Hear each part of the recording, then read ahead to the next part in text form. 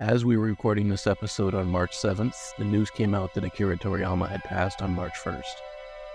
He did the art for many video games. He was responsible for the art in the Dragon Quest games, Blue Dragon, and Chrono Trigger, to name a few. Anime fans will better know him from Dragon Ball. You will be missed, sir.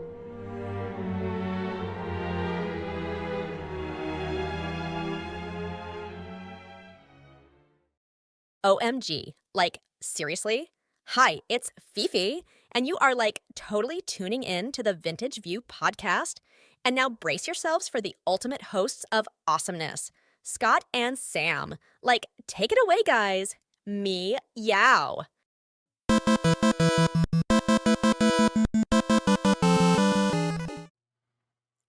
Hey, we're up to episode 6 of the Vintage View podcast. What are we talking about today, Fifi? Today, we're talking about role-playing games. Role-playing games. That's a good one. So, how do we get started on this? What made you start playing RPGs, and how do you feel about them now? Oh, well, that was quick and easy. You go ahead and get started, Sam. Well, I believe my first RPG was Final Fantasy. And You're I had old. always been... I know. So my first RPG was way back in the day when you had to blow in the cartridge. You just grab it and you go... Next thing you know, you slap it in your console system there, and you press down and you press the button and it turned on. Then these pixels go on the screen.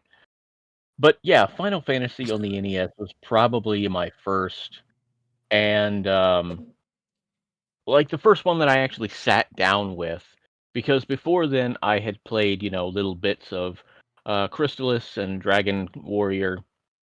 Never really got into them, too deeply. But it was the adventure that really got me. I really enjoyed the adventure of them. Okay. Well, my first was on the NES when it was given to me, and it was not given to me when my parents bought one.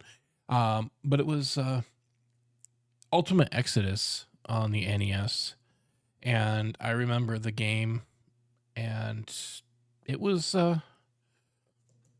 apparently annoying as hell to my sister. She kept saying, stop it, that's terrible, don't, stop playing it. So that made me want to play it more, naturally.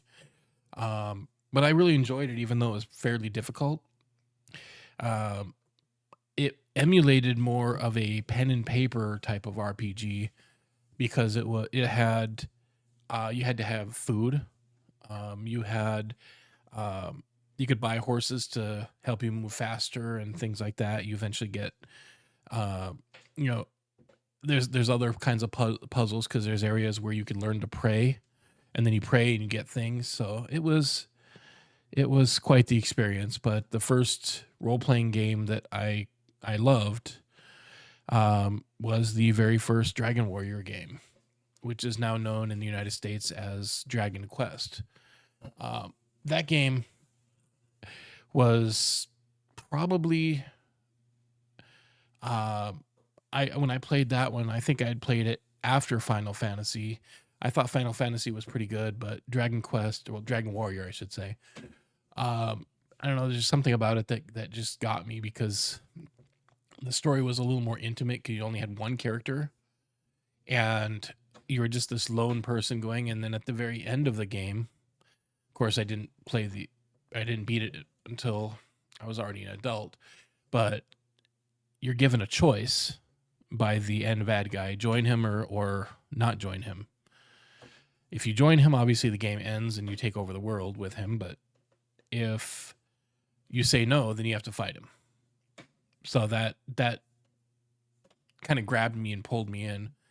But one of the reasons why I even wanted to play role-playing games is early in life I'd heard about Dungeons and Dragons, and I wanted to play so badly because it just seemed like pretty much fun.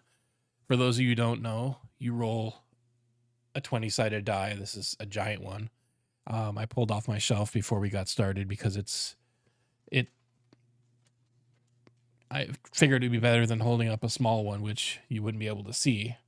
But basically, I wanted to play Dragon Warrior. Dude, there we go again. Dungeons and Dragons so bad that, I found that these are considered role-playing games, just like Dungeons and Dragons, and then it kind of went from there. So that's kind of where I got started with it. And You want to know something funny? what's that? I've only played a quasi version of Dungeons and Dragons.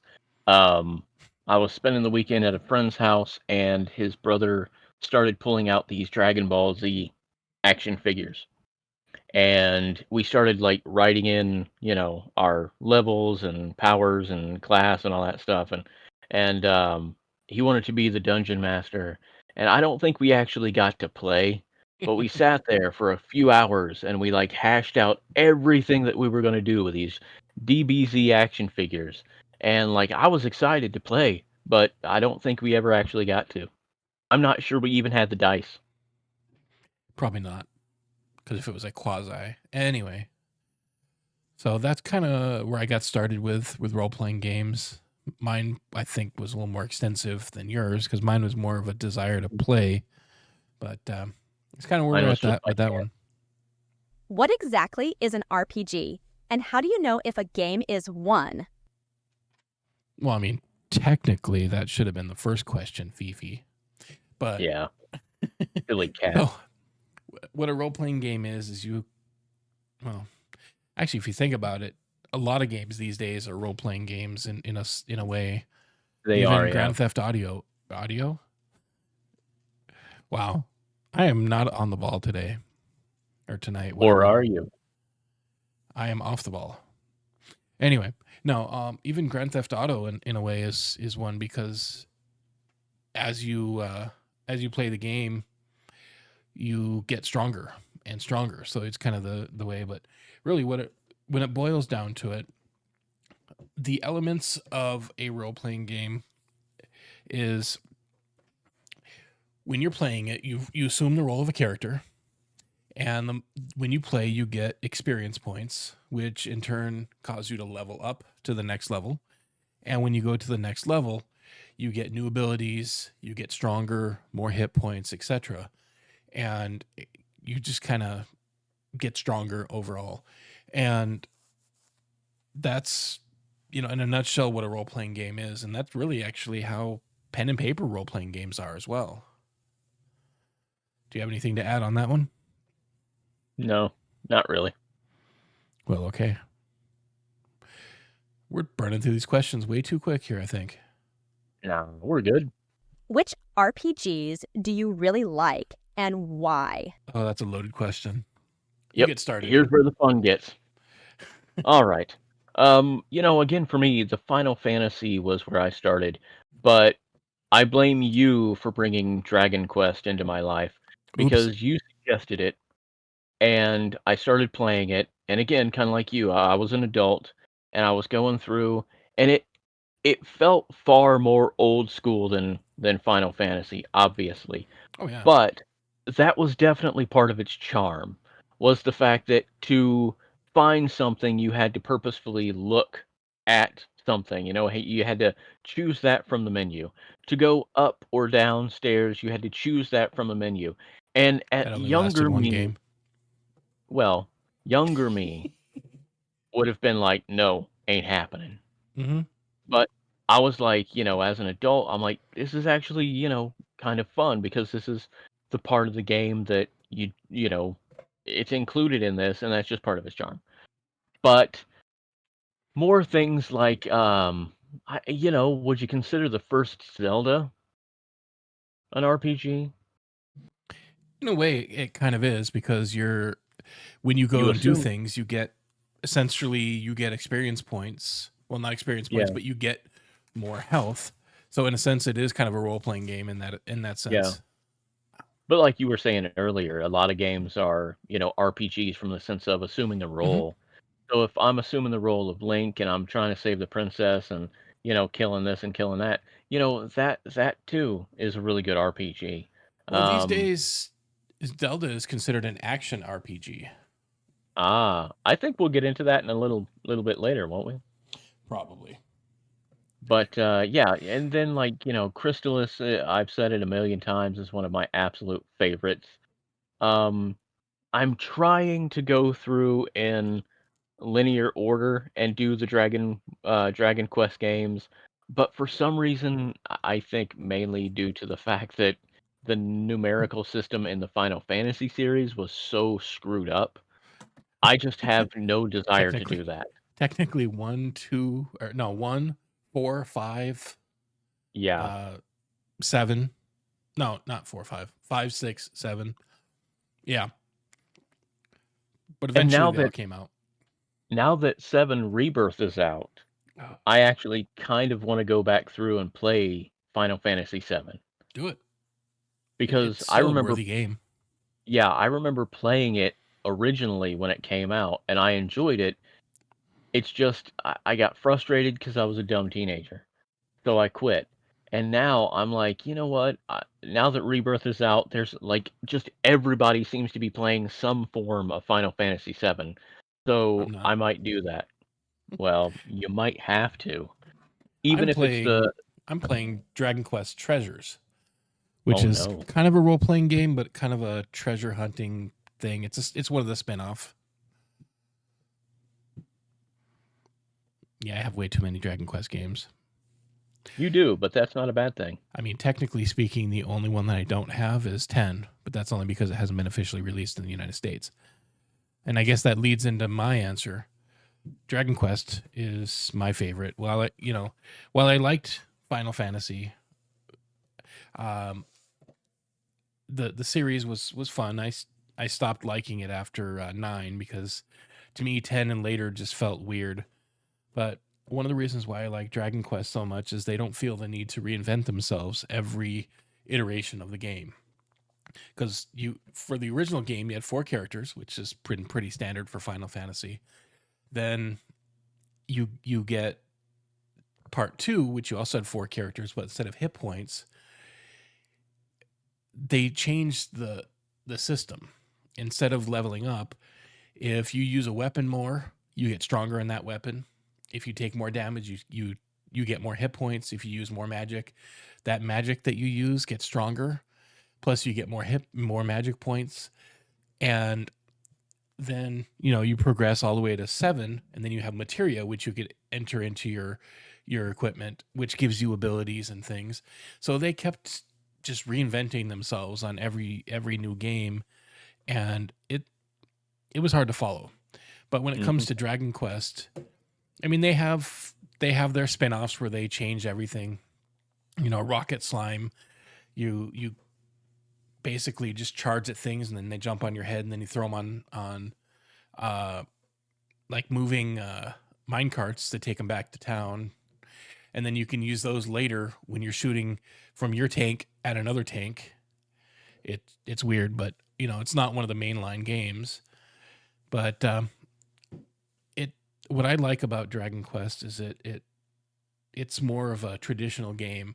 They change it up.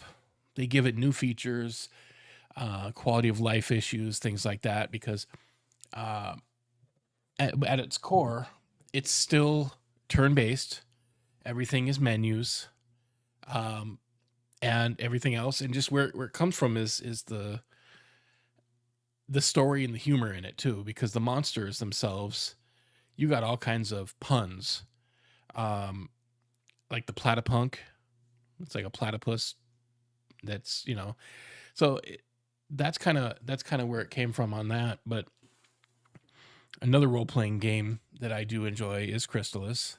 Not as much as you, but there's another one that I like that I know that you also like that is not the same as other role playing games, but in a sense it is a role playing game because you do go and you get experience, money, everything else. But instead of it being like a top-down isometric view where you're kind of following your character around, it's a side-scrolling like platformer role-playing game, and that's Faxanadu. Oh yeah, yeah. You forgot about that one, didn't you? I absolutely did for some stupid reason. You're right. I Yeah. know you love that one. I enjoy it I too. yeah. So there's many different ones, and there's so many that are pretty good. So many that I wish they would do more, but that's where we're at there. And Mhm. now, are there any others that you liked? Because I know we kind of discussed quite a few there. Well, one that kind of gets overlooked a lot is Willow for the NES. See, I've never I played that. think, yeah, that's one game that I think I learned that it was an RPG very late in life. I think it was, like probably before I started playing the Dragon Quest stuff or It was Dragon last Warrior week. stuff. No, I'm just kidding. And no, well, no, it's not that late in life. But I started playing it, and it felt like the first Zelda game, and I'm like, "Ooh, this is interesting," because it was an immediate satisfactory. Like I hit stuff, I kill stuff, I collect the experience. Now let's move on, kind of thing. And it, of course, it being made by Capcom, it's really good. It's really good, I'll be honest and with it you. seems, I stayed away from it because most movie tie-in yeah. games sucked. And that's one thing that I was gonna say is the fact that it feels like it is really closely tied to the movie. I don't understand in within my mind, I don't know whether they planned it as like, shot for shot to be with the movie or like a sequel because I didn't pay that much attention to the storyline. I just played through it. But yeah, it's really good and it does have far more to do with the movie than most movie titles. Hmm. Maybe that's a first play Friday candidate for me. Oh, it definitely will be. So we'll see how that goes. So I've can't think of any others that really super stand out to me. I mean, I've definitely loved a lot of other role playing games, but none of them that are like super stand out. Yeah. There've been a couple that I've enjoyed, like the Star Ocean series. It's a sci-fi and fantasy game at the same time. Because one of them, the first one I played, I believe it was on the PS2, maybe I think. Star Ocean, and basically in that game you start out on a planet and aliens are attacking, and you hop in your ship, and then your ship crash lands on another planet, and on that planet there's dragons and magic and all kinds of weird stuff, and it was kind of a weird standout, but you know I guess I just stick with the standard fantasy role playing games because those are where I like it the most, I guess. Yeah, I'm thinking back, there are a lot of RPGs that I've played, like Mother and Earthbound. See, I They're love those good too, games. but to me Yeah, the visuals stand out on Earthbound more than the gameplay. yeah, yeah. I mean, yeah, it's a beautiful artwork, but it is kind of a traditional RPG, Hmm. of kids just running around doing what RPG stuff you do. There are definitely RPGs that I would love to get into. I mean, I've got a ton of RPGs that I would love to get stuck into, but for one reason or another, I haven't. Um, but there's one that I really like, and you're not a Pokemon fan, Hmm. but Not one bit. this one kind of, I don't want to say rips off, but borrows a concept, Eternal Eyes, where you Hmm. get a blank puppet and then you give it life of whatever you want it to be, and it becomes kind of like a little monster that goes around and helps you with RPGs. Or Well, that's I know what you meant. yeah, it helps you in fights. Well, Um, I mean that sounds interesting, but I'll tell you another one that's Pokemon like that's retro is Dragon Quest Monsters. I keep bringing up yes. Dragon Quest because I can, but no, actually, you want one that's really draws from Pokemon. Um, it's a new game that just came out called Pal World, and I've heard of that, yeah. it's essentially Pokemon with drugs and just slave labor. Well, Love the technical difficulties. You are cutting out again. Am I? You did.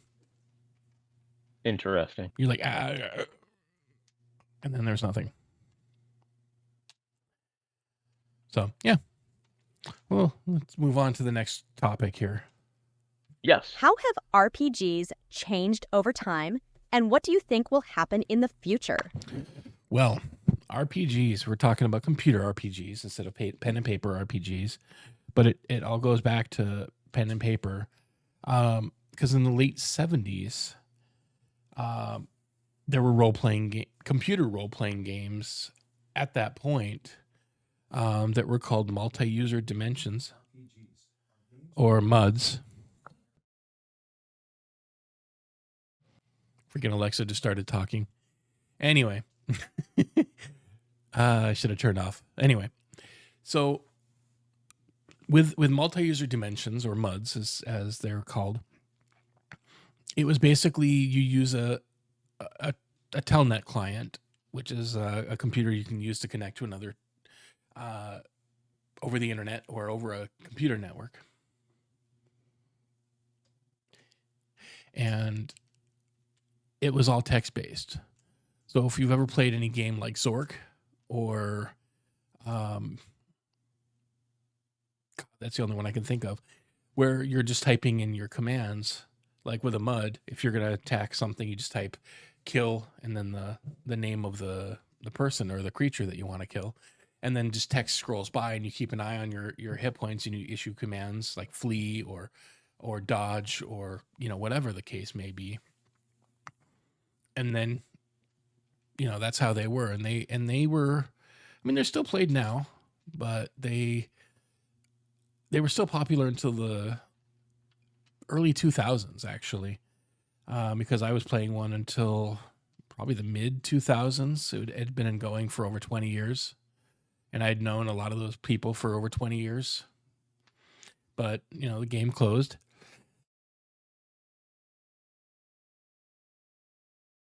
I love the mute button. Didn't want to cough in your ears. Now, shortly afterwards, that's when the graphical games came in. And that's where some of the earlier games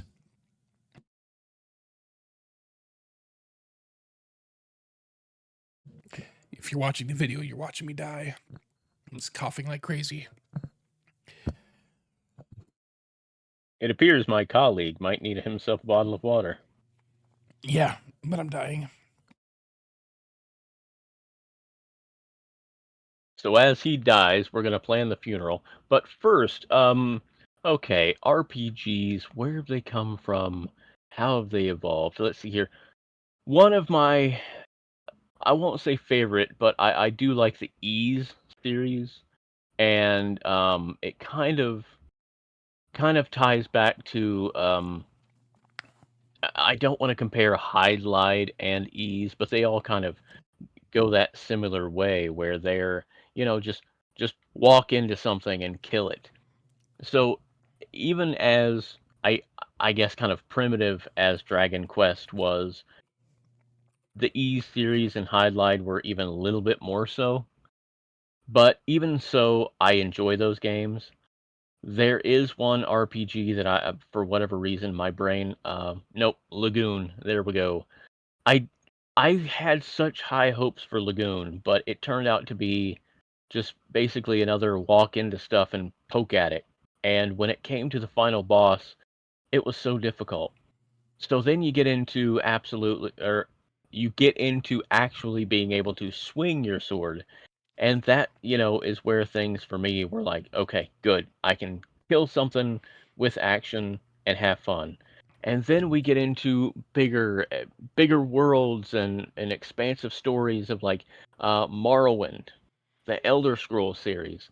And then we get into Oblivion, where you're running around constantly doing something in this huge freaking world, and Skyrim. And then one thing that I want to talk about is Fable. When Fable hit, it was huge. And my all-time favorite thing about Fable is banging. You can bang in Fable. You're running around. You're becoming a hero. Because you're a You're freak.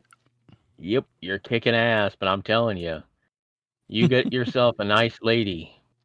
You just take her back to that bedroom and you bang her silly. Then of course you've got a kid running around all the time going, "Daddy, daddy." It's just not something anybody wants. But I think that was only in the first game because I don't think the second and third had that. I think you could in the second, but I'm I not don't sure about remember. the third. Yeah. But Um, but but I'll then tell you again, one thing. maybe you could only have a child in the second. It's been so long since I've played any of them. All I Well, remember is banging. well, you're actually jumping way ahead though too, because in the some of those games, Wizardry was considered one of the first computer RPGs, But and did it's it have pretty banging? pretty primitive. Wow.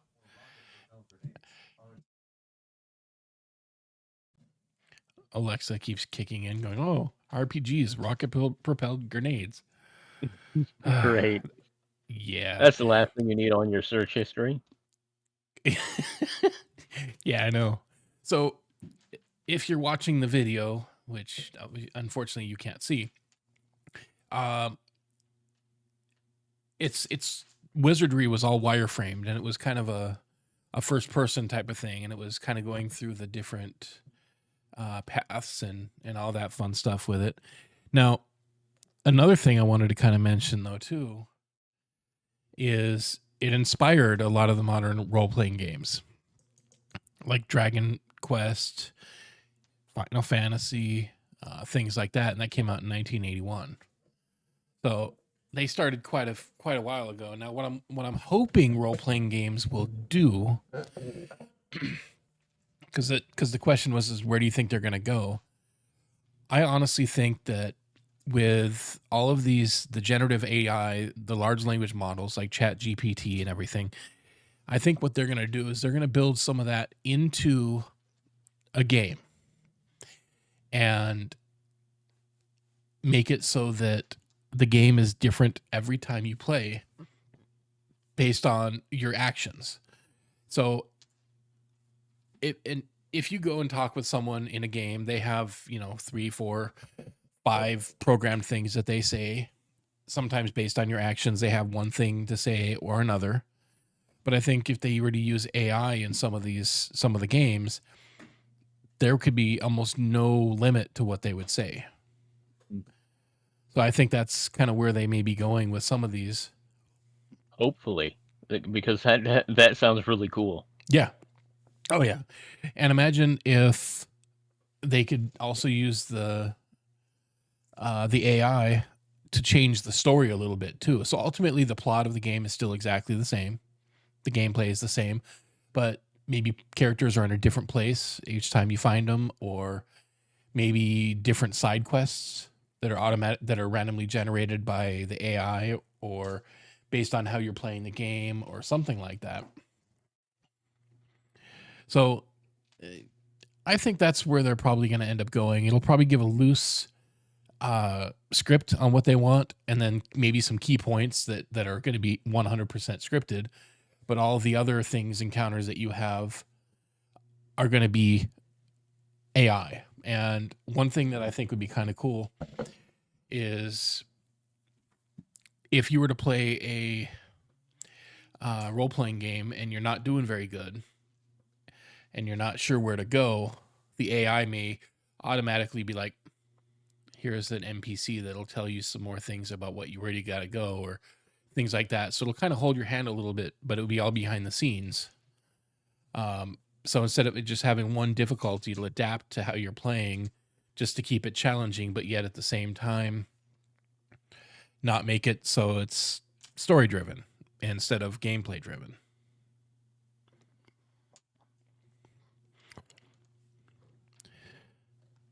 And now I'm hearing crickets. So I guess that's the end of that question. Yep. Moving on. How do stories affect RPGs, and why is player choice important? Well, the story, that's the important thing. And so with most role-playing games, not all, you're the lone hero or group of heroes, and you're there to, basically save the world. Now, what changes the story is what happens along the way. With Final Fantasy games, you have certain tasks that you have to do, like with Final Fantasy 1. There might be spoilers, but if you haven't played a game that's close to 40 years old by now, that's on you. That's on you, buddy. Exactly. Now, the way that it works is you go on to the different areas in the world to basically kill one of the bad guys that's destroying an element or something. Like you go fight the earth elemental to get the crystal of earth, and you kind of go that for all four of the elements, and then you go back in time to defeat chaos. Do they meet Marty McFly? Anyway, so then you have other games like Dragon Quest 1. I'm going to use Dragon Quest as a good example because I got a lot to say about those, but that's just me. With the first game, you basically are the descendant of the great hero, and you have to go and defeat the dragon lord. Plain and simple. Along the way, you gather up all of your ancestors' armor and weapons and all that. Now, Dragon Quest 5, they went a different formula. With 5, the way that it works is you grew up thinking that, or you start the game as a kid. Eventually your dad gets killed. You get married to one of several characters, and you think that it's you that's destined to save the world. It's not. It's your kids. Hey, it goes back to the banging. Anyway, so you have 2 kids, and both of them are the chosen one, and kind of goes from there. Then you have another one of the Dragon Quest games, which I believe was Dragon Quest 6, and you go through the different worlds. You have the dream world and then the regular world, and you ultimately go to save the world that way as well. So there's many different stories that are out there, but in essence, the plot is almost always the same with role-playing games, but the story is what makes the game interesting. It brings you in. You could always have like the generic game, like, okay, I'm the one hero that's gonna become the most powerful. I'm gonna save the world. That only serves you for 1 or 2 games before it starts getting boring. So the stories are what the most interesting part or the most important part of the whole process is, and that's kind of why the story is important. Now, when it comes to the second question, is why is player choice important? You can go back to Fable. You can be the good guy. You can, I mean, obviously you're going to be the hero no matter what, but you can choose to go the dark side or the light side to do it. And people will respond differently to you, whether you're good or you're bad. Also, when it comes to some of the later Ultima games, you're supposed to be the avatar. So you're supposed to embody all the different virtues and things like that, but you can still choose, oh, I want to steal, or I want to kill this person, or, things like that. But those choices will have repercussions. So when it comes to choice, that's what makes it a role-playing game. If you didn't have the choice, like, in like a beat 'em up game where you just have to go from one level to the next, to the next, to the next, to the next, there's no real choice. You're just following through the actions to get it. That's why it's important in a role-playing game.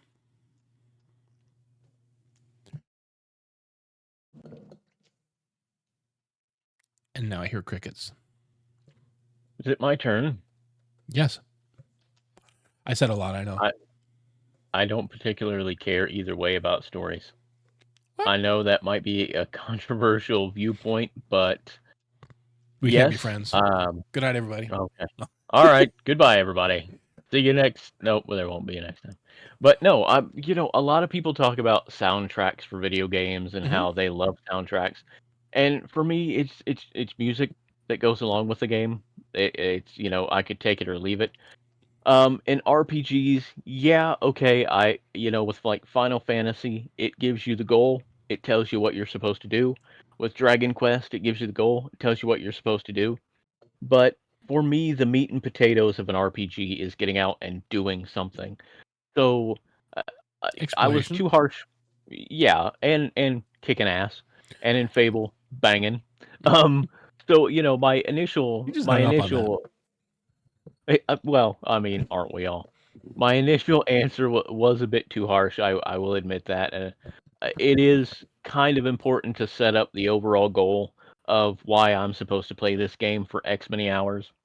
But I guess for me, yeah, it's just it is getting out and doing the stuff and earning the experience and finding all the little hidden things here and there. And that's where the player's choice comes in, is allowing me to choose where to go, when to do it, and how to do it, but it needs to get done. So I will.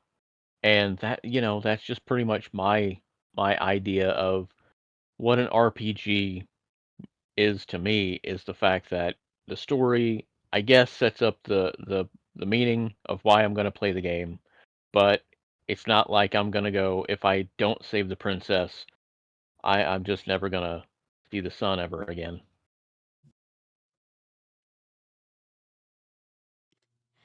See, I bet you're also the same kind of person that that does not customize your characters. But we'll get that later. Oh, I do, though. Can you tell us about some cool ways to fight in RPGs? This one's kind of more of a straightforward thing.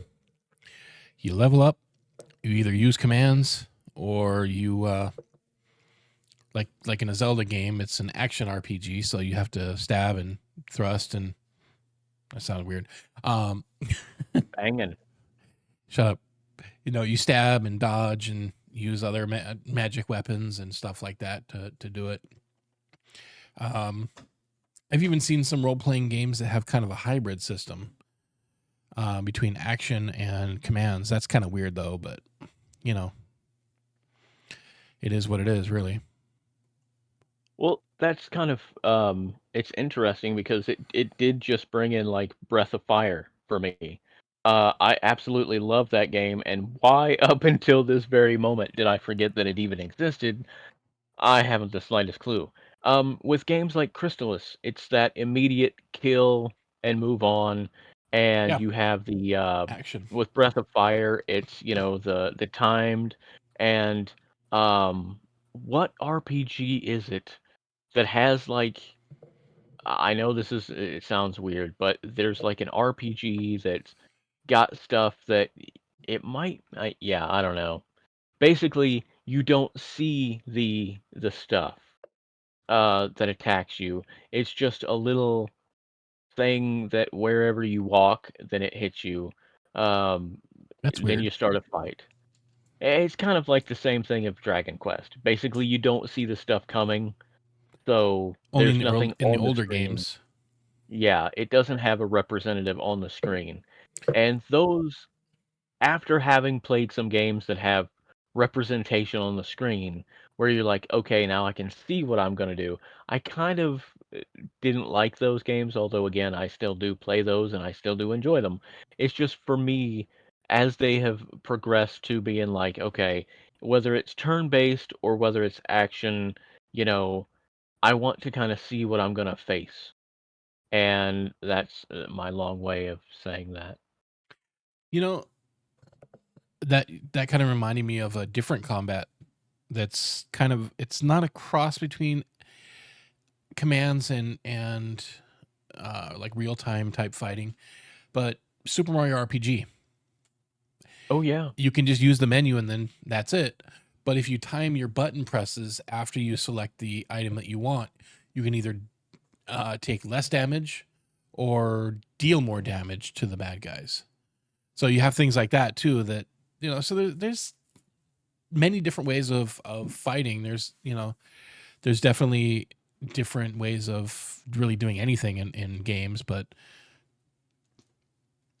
there's even, I don't remember the name of it, but it's actually a more modern game, but it was a kind of a role-playing game, but it involves music rather than fighting. I can't remember the name of it, but Yeah, that sounds familiar. But there's all kinds of different things. It'll probably come to us eventually here. By the end of the episode. But speaking of customizing characters, how do you make your character look different in RPGs? That is my problem. I make them look like me. Oh, do you? Oh, okay. I thought you were going to say when you start up a game, it takes you 4 hours before you start playing the game because you're tweaking your character so much. Usually not, no. But yeah, for me, I guess I Are you vain? subconsciously. No.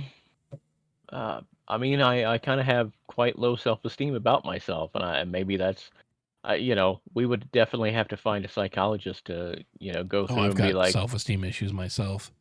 So you're trying to guilty say that you want to pleasure. make yourself look like your character, or make your character look like you, so that way you can experience what it's like to, Yeah, be a hero. in a sense, yeah. Plus, if they have the gigantic beard, you're gonna add a gigantic beard to your role-playing character. I mean, duh. Well, with me, it's very different. There's two different kinds of role-playing games. There's the ones where you're going to see your character on screen at all times. And then there's the first person where you're not really going to see your character very often, if any. I'm looking at you, Elder Scrolls.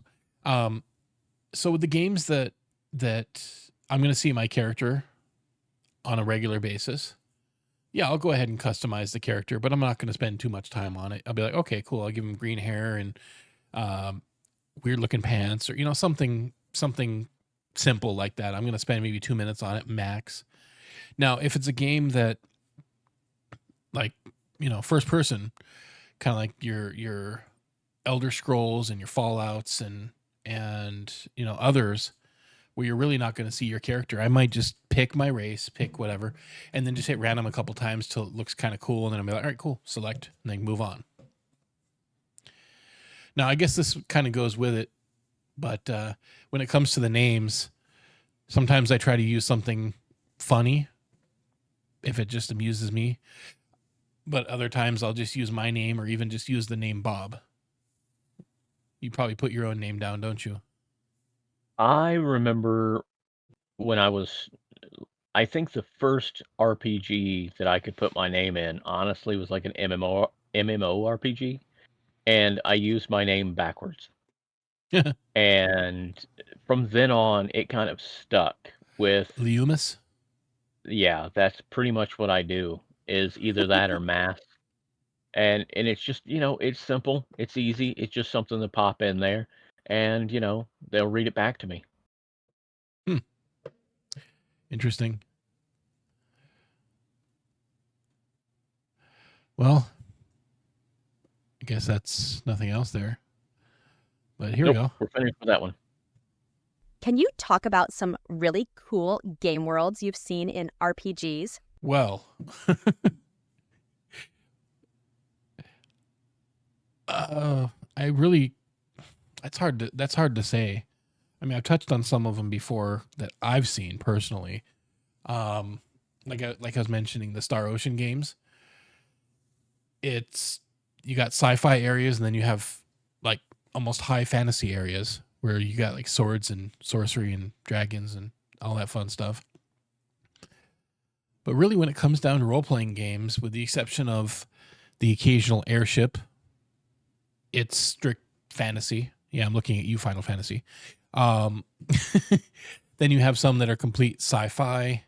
Then you even have ones like Earthbound, where it's set in the modern world.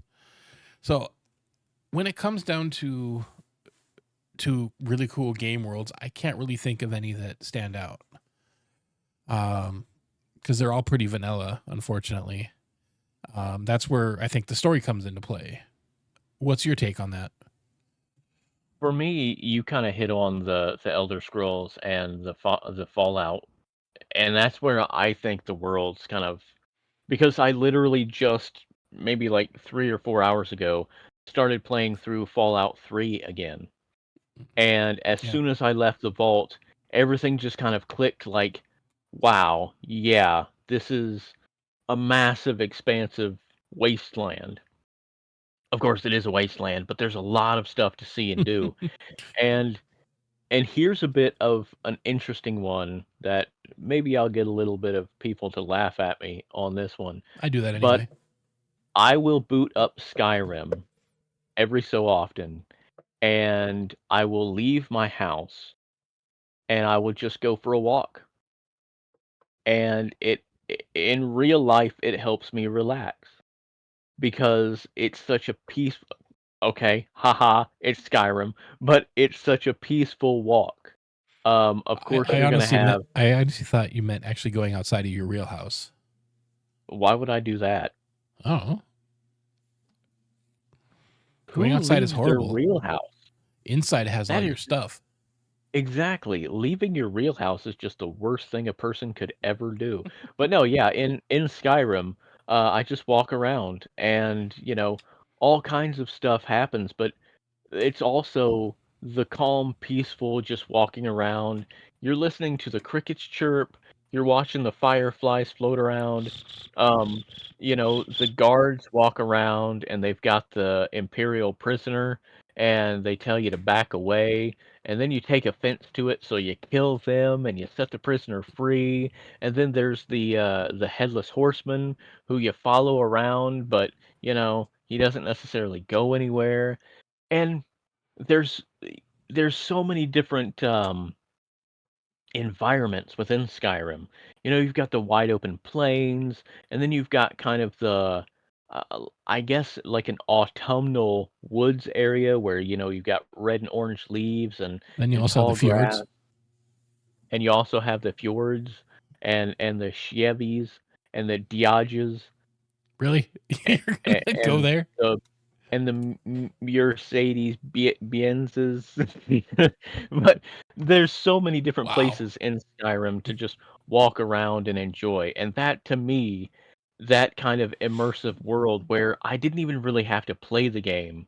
I just get enveloped in the world and walk around in it. That's one thing that I really greatly enjoy. Okay. Well, I mean, that would be a really cool world to me, but we all have our own opinions, and I, Mhm. I just feel it is more fleshed out than the average fantasy world. But to me, it's just fantasy world, you know. Do you like it when RPGs let you play with others online? Yes, yes, I do. Yeah. Like I said, I played one online for 20 years. It was a text based mud. Had to use your imagination with it. It was kind of cool. Still have some of those friends today, so that was kind of cool. And I know you and our mutual friend used to play some weird 2D online role playing game that looked like it was made by toddlers or something. It was one of the first. I'm not gonna say like the first, but it was one of the first MMORPGs, to my knowledge. And yeah, I played that for so many years, and I really enjoyed it. Of course, there's always going to be drawbacks of having to deal with the general public. Um, Yeah, because you people can know, sometimes suck. some people can, and other people just walking around and thinking their dookie don't stink. Sometimes you just Yeah. gotta do something in an MMORPG that puts somebody in their place. But I enjoy I enjoy the option to play with people. Here's my caveat. I enjoy the option to play with people, but I don't like when MMORPGs specifically are like, it's got to be a group dynamic. That's what they're doing is they kind of skew everything to make it like, oh, you need a healer because you're the tank. Well, let me just go into somewhere and tank all by myself. I can bring potions. Maybe I've got a rudimentary heal spell. Just let me take care of this on my own. Don't force me to have a healer or, a magician to, cast spells on everything or another person in the room with me. I like the option, but I also want to be able to do it on my own. Yep. That kind of fits my things because when I start playing MMOs, I mean, one of them I've been not. I can't really say it's an MMO, but it is online and whatever. I've been playing some Fallout 76 lately, and Lucky bastard. shut up. Not my fault. Your computer can't handle it. Anyway, It's so not my fault my computer can't handle it. It's Bethesda. You hear me, Bethesda? I'm taking you down on Sunday. Sunday, Sunday. Okay, sorry. are you gonna take them down off the wall or off the shelf, or what are you doing here? I'm Anyway, going to no, take them down and apologize very, very kindly, and hopefully they will fix the game. no. What I do when I play a lot of MMOs is I usually just solo everything. I play it like a solo game. There was one game that I played. It's obviously taken down, but it was a game called Secret of the Solstice, and that was the one place where I actually made a lot of friends, and we used to go out doing things together. Other than that, I pretty much just go and solo everything, and then get my ass handed to me in certain places where they gear it towards people with bigger groups. That happens on Elder Scrolls Online with me a lot too. I'm thinking more and more MMORPGs that I've played. I've played like Ragnarok. I can't remember if that's the exact game name of the game, but I played that for a while. Ragnarok Online.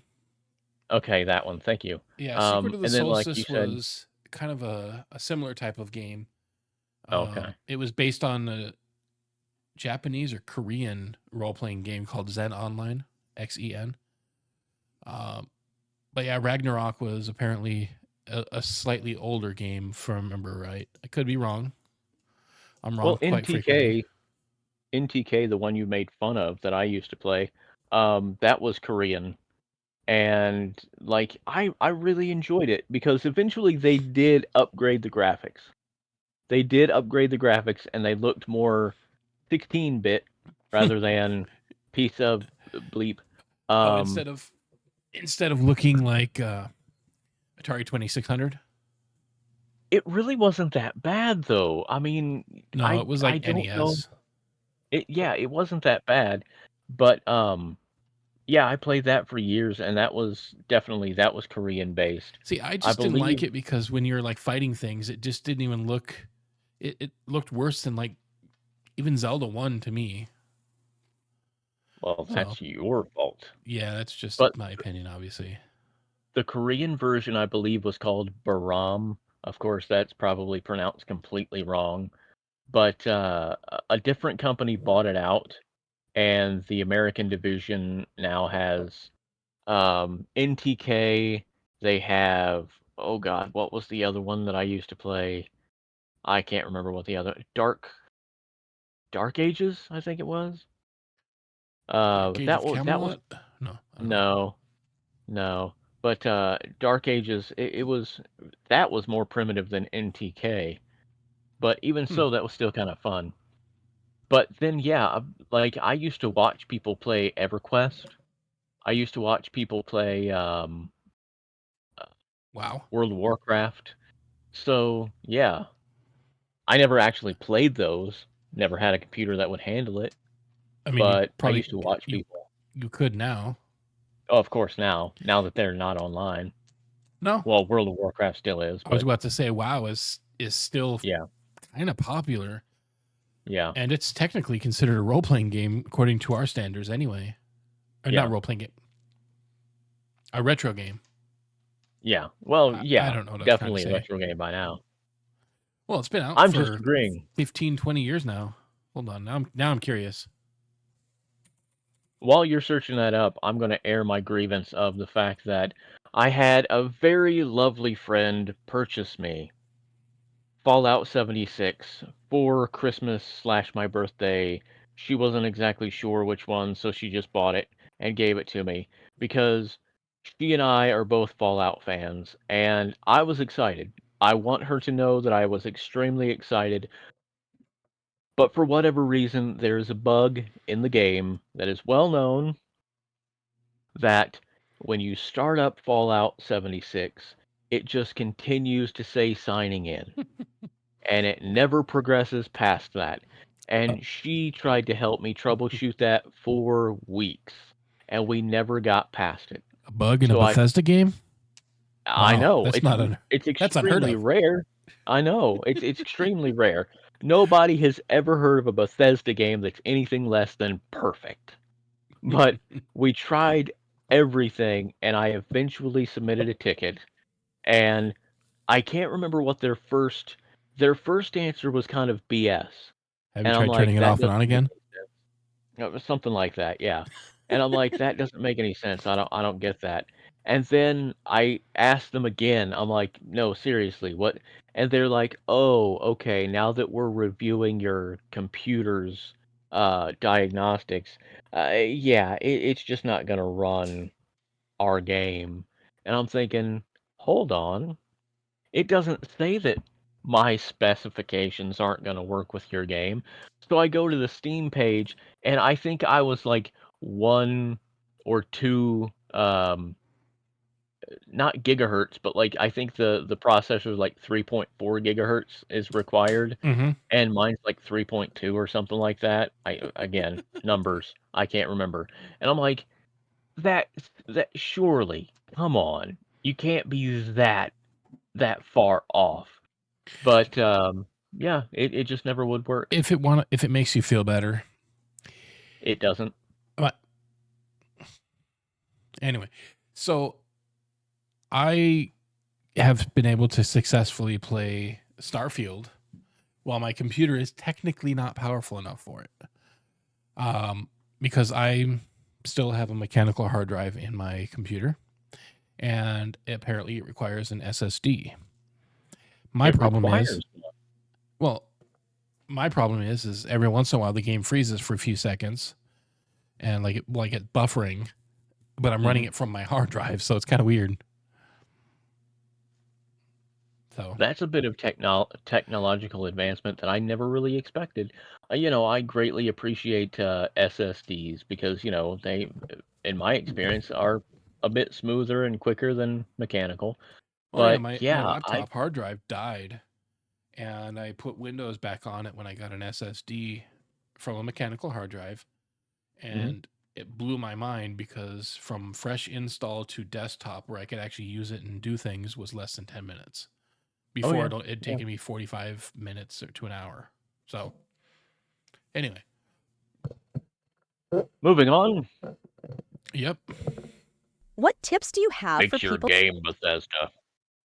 Oh, you're interrupting Fifi. I sure did. What was that again, Fifi? I apologize. What tips do you have for people who are new to RPGs? Talk to everybody. Yes, yes. One thing I learned with Star Tropics was the fact that you basically had to talk to everybody on whatever island, and unless you did, you couldn't progress.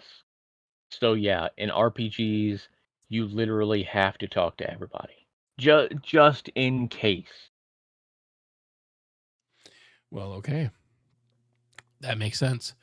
Other than that, I really don't have any real tips because everyone's play style is going to be Mhm. different. But the one thing that is the most important is talking to people because that's how you get more information to progress in some of the older games. In the newer games, it just gives you flavor and sometimes hints. Yeah. I think that was the last topic that we had. That's the last question from Fifi. Yes. All right then. So I just want to go ahead and point out that we tried a different format this time to keep on topic a little bit. And we still went off the rails, but Of so course. we had questions that we put together. I asked AI to come up with questions about a topic, and it gave me a bunch of questions. So let us know how that goes. Do you like that format better? Do you like it worse? Should we go back to the old one where we're just winging it? It's up to you. What do you want to do? Just let us we'll know. find our way. That is definitely just a matter of time. Yep. And I want to thank Fifi for helping us out today. Gonna have to give her some catnip. Meow. No. Anyway, I think this is the end of another episode, even though we've gone off the rails 25 times. But I want to point out that we are social people. You can find us on the many socials, on X, Instagram. My brain just stopped working there for a second. After I said X instead of Twitter, it just derailed me. We have thevintagegamers.com. You can also visit us on Twitch when I start streaming again. And we're going to be starting up an old video series that we started up and stopped and started up and stopped called First Play Fridays. We mentioned a couple games which we're going to play.